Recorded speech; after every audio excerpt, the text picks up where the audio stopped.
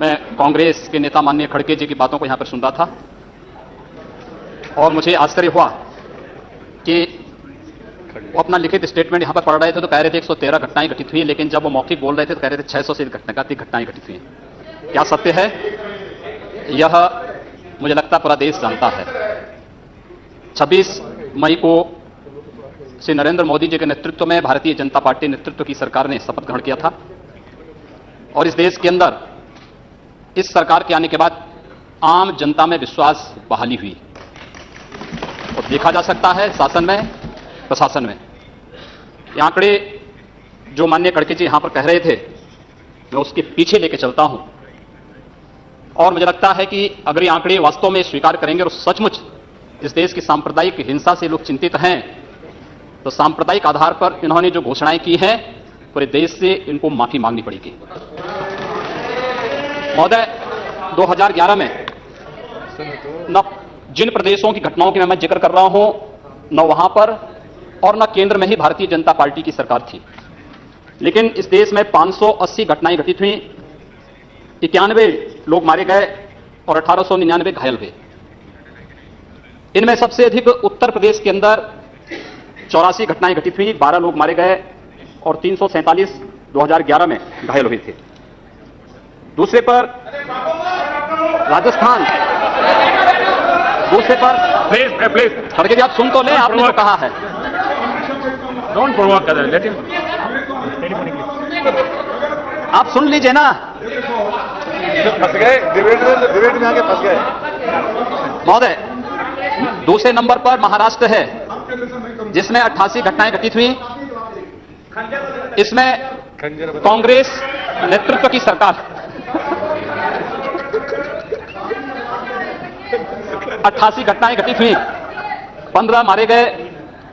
तीसरे पर कर्नाटक, ये भी कांग्रेस की सरकार यहां पर है, इसमें 70 घटनाएं घटित हुई और उसके बाद केरल में 30 घटनाएं घटित हुई। 2011 की बात कर रहा हूं। 2012 में 668 घटनाएं घटित हुई, 94 की मौतें हुई और 2117 घायल हुए। 2013 में केंद्र में कांग्रेस नेतृत्व की ही सरकार थी और 823 से अधिक सांप्रदायिक हिंसा की घटनाएं पूरे देश के अंदर घटित हुई। यद्यपि कानून व्यवस्था राज्य का विषय है और राज्य सरकार की जैसी मंशा होती है, वहां का राजनीतिक नेतृत्व जैसे होता है, वहां का प्रशासन उसी प्रकार की कार्रवाई करता है।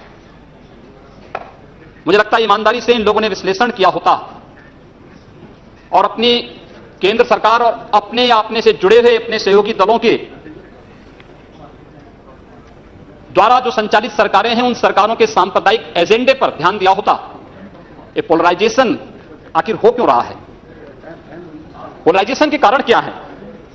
मुझे लगता है वह पोलराइजेशन के पीछे के कारणों को ईमानदारी से हम विश्लेषण करेंगे तो मुझे लगता है एक तरफ आप कहते हैं हम सेकुलर हैं और दूसरी तरफ एजेंडा जो लागू करते हैं उसको सांप्रदायिक रूप से कॉम्युनल आधार पर लागू करते हैं।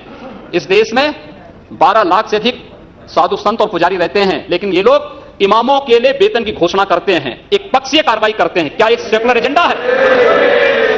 दिल्ली की सरकार ने किया, पश्चिमी बंगाल की सरकार ने किया, महाराष्ट्र की सरकार ने किया। क्या यही सेकुलर एजेंडा है? सांप्रदायिक आधार पर ये लोग बांटते हैं समाज को। और महोदय उसी प्रकार से इन लोगों ने उत्तर प्रदेश की बात करता हूं, वहां पर जो योजनाएं हैं उसमें 20% मुस्लिम आबादी के लिए आरक्षित कर दिया गया। कब्रिस्तान की बाउंड्री वाल के नाम पर गांव-गांव में विवाद खड़ा करके 300 करोड़ रुपया उसके लिए आवंटित किया जाता है, गांव-गांव में उसके माध्यम से विवाद खड़ा किया जाता है।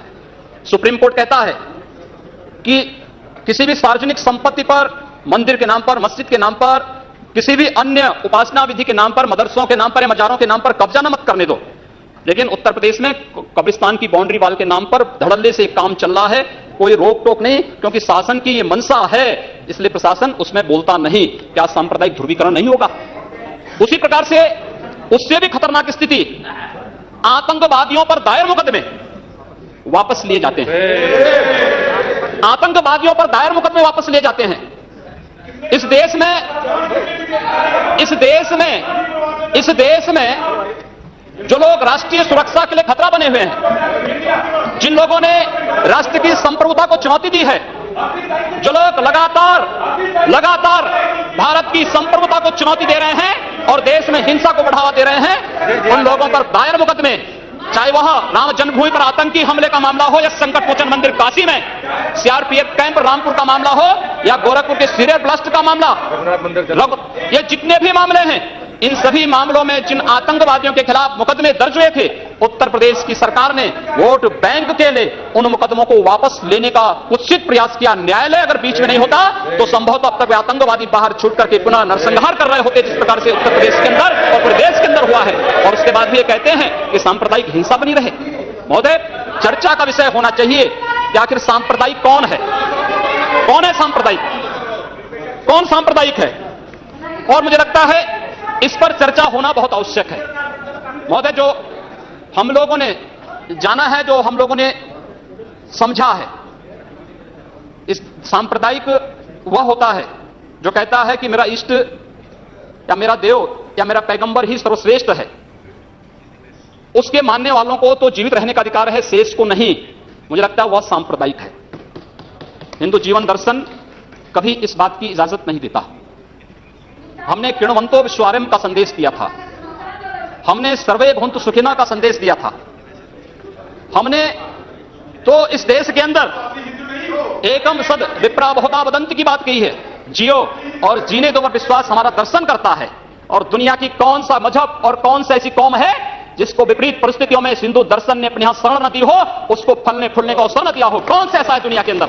लेकिन आज जिस हिंदू दर्शन ने सबको शरण दी, सबको फलने फूलने का भरपूर अवसर दिया, आज जब उसी के खिलाफ षड्यंत्र होना प्रारंभ होता है तो उसे एकजुट होना तो पड़ेगा ही। और मुझे लगता है इन लोगों के कर्मों का फल है कि पूरे देश का हिंदू जनमानस आज इस बात के लिए तैयार हो रहा है कि उसके खिलाफ आज शासन तंत्र से जो षड्यंत्र हो रहे हैं उसका जवाब अपने स्तर पर देना ही पड़ेगा। और आज वही स्थिति सामने आई है। महोदय, मैं पूछना चाहता हूं इन लोगों से, जब भारत का मुसलमान हज यात्रा करने के लिए जाता है, महोदय, जब हज यात्रा करने के लिए जाता है, उसकी पहचान तब भारतीय के नाम पर नहीं, पाकिस्तानी के नाम पर नहीं, बांग्लादेशी नाम पर नहीं, भारतीय उपमहाद्वीप का जो भी मुसलमान हज यात्रा करने के लिए जाता है उसकी पहचान हिंदू नाम पर होती है, उसकी पहचान भारतीय, पाकिस्तानी या बांग्लादेश के नाम पर नहीं। लेकिन अगर उसी हिंदू पहचान को हम इनके ऊपर यहां पर लागू करने का प्रयास करते हैं, इनको बुरा लगता है। हिंदू सांप्रदायिकता नहीं, हिंदू राष्ट्रीयता का प्रतीक है।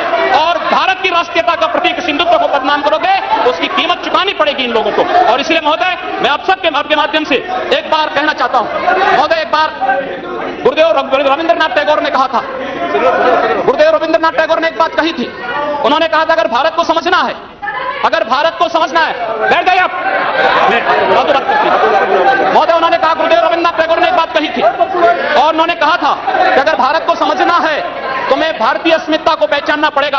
और भारतीय अस्मिता को पहचानना है तो स्वामी विवेकानंद के बारे में आप जान लीजिए। स्वामी विवेकानंद ने एक बात कही थी कि गर्व से कहो हम हिंदू हैं।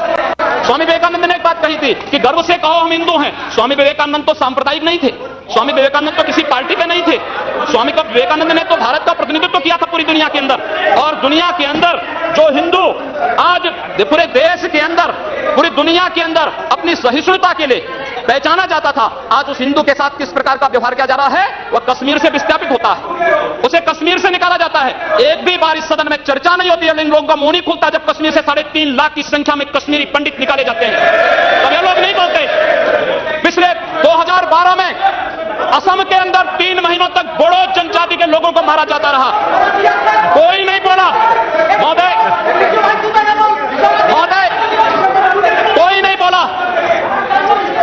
जम्मू कश्मीर के बाद जम्मू कश्मीर के हिंदुओं के मारने पर कश्मीरी पंडितों को उनके घरों से बेदखल कर दिया गया, एक भी बार ये लोग बोले नहीं, इनको पीड़ा नहीं हुई।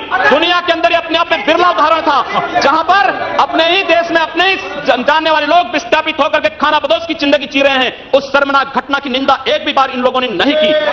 मुंबई के दंगों पर ये लोग मौन रहे, जमशेदपुर और भागलपुर के दंगे कांग्रेस के समय हुए थे, एक भी बार इन लोगों ने उस पर चिंता व्यक्त नहीं की। और तो और 1984 में इस देश के अंदर जिन सिख गुरुओं का योगदान इस देश को बचाने और इस देश की धर्म और संस्कृति, इस देश के समाज को बचाने में बहुत महत्वपूर्ण थी, उन सिखों के कत्लेआम पर भी इनको शर्म महसूस नहीं होती है। और आज लोग इस देश के अंदर बात करते हैं सांप्रदायिक सौहार्द की, इनका पूरा चेहरा सांप्रदायिक हिंसा से रंगा हुआ है, सांप्रदायिक एजेंडे से रंगा हुआ है। और इसीलिए बंधु महोदय, इस देश के अंदर असम में क्या हो रहा है, बांग्लादेशी घुसपैठिए इन लोगों के अपने हो गए और इस देश में लाखों वर्षों से रहने वाला समुदाय पराया हो गया। इस देश के अंदर महोदय, असम में बांग्लादेशी घुसपैठियों के कारण Kokrajhar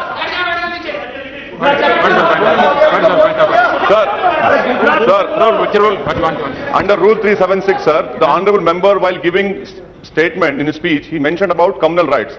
I request you that 2011 he has given a figures. Those are wrong figures. No, he has completely forgotten 10 to 2013. No. My question was there, sir. You cannot give wrong figures. Gujarat was the highest number for the Madhya Pradesh. I have my question over here answer. I request you to check the record. Please, sir. Please check. और इसलिए महोदय, मैं आप सबके आपके माध्यम से एक बार कहना चाहता हूं, बैठ जाइए आप। फालतू बात करते हैं। No. Please. See, on his leg. See, on my leg, please. See, the member is speaking and giving some figures. You are disputing that figures. No. No, in your speech you can say. There is no ruling. They are not out of. During your speech you can speak. Reply that. During your speech you can counter it. Not.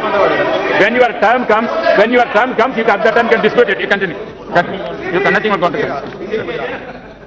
उपाध्यक्ष महोदय, सच्चाई कड़वी होती है और कड़वी सच्चाई लोग स्वीकार करने को तैयार नहीं, क्योंकि लोग उस बीमारी से स्वयं त्रस्त हो चुके हैं जो बीमारी इन्होंने पूरे देश को दी है।